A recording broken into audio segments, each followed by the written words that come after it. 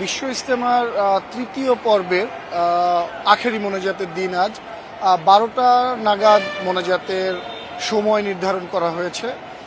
তো এর মধ্যে কিন্তু গত দুটি পর্বে আমরা যেখানে আখেরি মোনাজাতের দিন আবদুল্লাপুর, মানে ঠিক যেখানে দাঁড়িয়ে আছি আবদুল্লাপুর, আমার পিছনে যে বিশ্ব ইজতেমার প্যান্ডেল করা আছে, এই সময়টাতে যে পরিমাণ মানে মুসল্লিদের ভিড় দেখা গেছে, এবার কিন্তু ঠিক সেরকমটা দেখা যাচ্ছে না।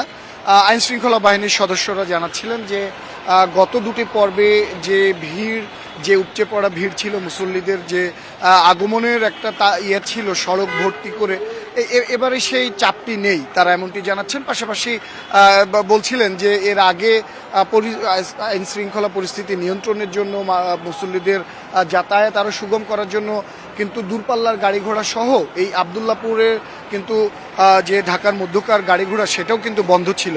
এবারে কিন্তু তেমনটি করা হয়নি। এবারে কিন্তু সকল ধরনের যানবাহন চলাচলের অনুমতি রাখা হয়েছে। যদিও কিন্তু এই এলাকাটাকে ঘিরে আমরা দেখছি যে যান চলাচল সীমিত, তারপরেও কিন্তু যান চলাচল করছে। ঢাকার ভেতর থেকে বিভিন্ন জায়গা থেকে যানবাহন ছেড়ে আসছে মুসল্লিদের নিয়ে, আবার এখান থেকে যাত্রী নিয়ে ঢাকার বিভিন্ন প্রান্তের উদ্দেশ্যে যানবাহন ছেড়ে যাচ্ছে। তবে যানবাহনের সংখ্যাও যেমন কম, এখানে আমরা সেই মুসল্লিদের এখন অংশগ্রহণের যে সেই মাত্রাটাও কম দেখছি।